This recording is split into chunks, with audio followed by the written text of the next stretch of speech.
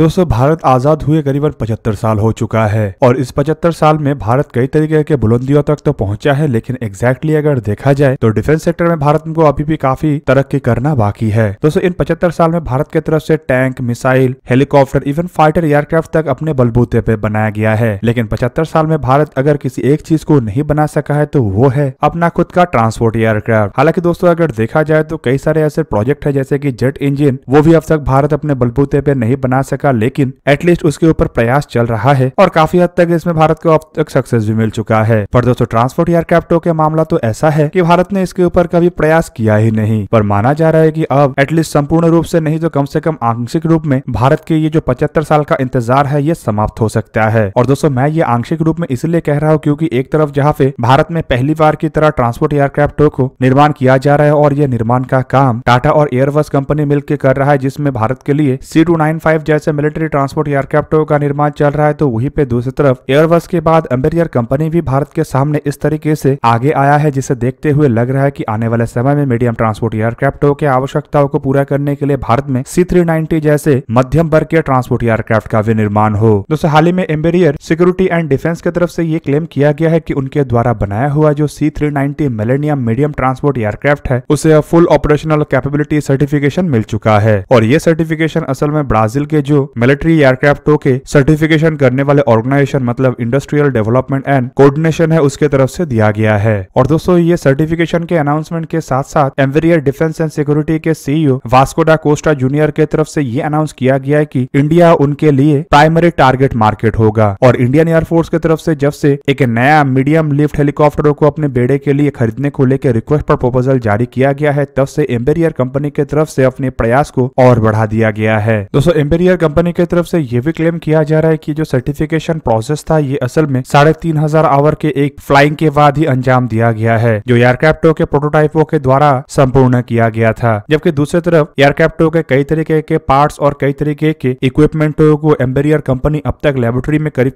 85,000 our के performance से गुजार चुका है। एम्बेरियर कंपनी इंडियन एयरफोर्स के ये जो मीडियम ट्रांसपोर्ट एयरक्राफ्ट है इसके टेंडर को हासिल करने को लेकर हिंदुस्तान एरोनॉटिक्स लिमिटेड के साथ ज्वाइंटली काम भी कर रहा है और कंपनी की तरफ से यह भी दावा किया जा चुका है कि एयरक्राफ्टों को हिंदुस्तान एरोनॉटिक्स लिमिटेड के साथ मिलकर भारत में बनाने को लेके बातचीत काफी एडवांस स्टेज में है। आप लोगों के जानकारी के लिए बता दूं कि मीडियम ट्रांसपोर्ट एयरक्राफ्टों के जो टेंडर है काफी बड़ा टेंडर है। रिपोर्ट के मुताबिक इंडियन एयरफोर्स 60 से लेकर 80 तक एयरक्राफ्टों को टेंडर के अंतर्गत खरीद सकता है। पर दोस्तों जिस कंपनी को भी चुना जाए उस कंपनी को सबसे पहले मेक इन इंडिया इनिशिएटिव के अंतर्गत टेक्नोलॉजी ट्रांसफर करके एयरक्राफ्टों को भारत में निर्माण करना पड़ेगा। और खाली इतना नहीं बल्कि कंपनी के एयरक्राफ्ट के पास इंडिया के आवश्यकताओं को पूरा करने का भी क्षमता होना चाहिए। यहाँ पे दोस्तों आप लोगों को यह भी जान के रखना चाहिए कि एम्बेरियर कंपनी के सामने चुनौती काफी मजबूत है। रिपोर्ट के मुताबिक एम्बेरियर एयरक्राफ्टों के सबसे बड़ा चुनौती है अमेरिका की लॉकहीड मार्टिन कंपनी की तरफ से निर्माण किया हुआ C-130J सुपर हर्कुलिस एयरक्राफ्ट। और एम्बेरियर कंपनी के लिए C-130J सुपर हर्कुलिस एयरक्राफ्ट इसलिए भी एक बड़ा चुनौती है क्योंकि इंडियन एयरफोर्स में ऑलरेडी ऐसे 12 एयरक्राफ्टों का इस्तेमाल हो रहा है। मतलब इंडिया के पास ऑलरेडी एयरक्राफ्टों के इस्तेमाल के एक्सपीरियंस और एयरक्राफ्टों को लेके इंफ्रास्ट्रक्चर भी है, जिस कारण एयरक्राफ्टों के चुने जाने का संभावना अधिक है। पर अमेरिकी कंपनी के लिए भी अगर टेंडर को जीतना है तो सबसे पहले भारत को बेहतरीन डील ऑफर करना पड़ेगा और भारत में इन एयरक्राफ्टों को टेक्नोलॉजी ट्रांसफर के अंतर्गत निर्माण करना पड़ेगा। हालांकि दोस्तों अगर एम्बेरियर कंपनी के C390 मिलेनियम एयरक्राफ्टों को देखा जाए तो ये कुछ मामलों में C-130J सुपर हर्कुलिस एयरक्राफ्टों के मुकाबले में आगे है और कारण यह है कि एयरक्राफ्टों में पेलोड क्षमता भी इससे अधिक है और दूसरी तरफ एयरक्राफ्ट 2 जेट इंजनों से लैस है, जिस कारण एयरक्राफ्टों के रेंज और परफॉर्मेंस भी C-130J जैसे एयरक्राफ्टों के मुकाबले में थोड़ा बेहतर है। जबकि C-130J सुपर हर्कुलिस एयरक्राफ्टों को अगर देखा जाए तो ये मिलिट्री ट्रांसपोर्ट एयरक्राफ्टों के क्षेत्र में अब तक सबसे अधिक बनाया गया एयरक्राफ्ट है। पर दोस्तों इन एयरक्राफ्टों के पास कुछ लिमिटेशन है, जैसे कि ये एयरक्राफ्ट आज से करीब 6 दशक पहले डेवलप किया गया था और कई सारे देश तो अब इन एयरक्राफ्टों के पुराने मॉडलों को रिप्लेस भी कर रहा है। हालांकि नए जो C-130J सुपर हर्कुलिस एयरक्राफ्ट है ये संपूर्ण रूप से अपग्रेडेड एयरक्राफ्ट है। दोस्तों एम्बेरियर एयरक्राफ्टों के और एक बेनिफिट ये है कि इन एयरक्राफ्टों के एक वेरिएंट को एरियल रिफ्यूलर एयरक्राफ्ट के रूप में भी बनाया गया है और दोस्तों ये ट्रांसपोर्ट एयरक्राफ्टों के रोल के अलावा एरियल रिफ्यूलिंग रोल को भी निभा सकता है। इसी कारण से इसे मल्टी रोल ट्रांसपोर्ट एयरक्राफ्ट भी कहा जाता है और इंडिया को भी कई तरीके के सपोर्ट एयरक्राफ्टों का आवश्यकता है, जैसे कि एरियल रिफ्यूलर, एवैक्स जैसे एयरक्राफ्ट। और इंडिया अपने बेड़े के लिए कुछ एंटी सबमरीन वॉरफेयर एयरक्राफ्ट से शुरू करके सर्च एंड रिकॉनेसेंस और सर्वेलेंस एयरक्राफ्टों को भी चाहता है। इंडिया इलेक्ट्रॉनिक वॉरफेयर एयरक्राफ्टों को भी निर्माण करना चाहता है और ऐसे में एम्बेरियर के C-390 मिलेनियम एयरक्राफ्ट एक बेहतरीन भूमिका निभा सकेगा।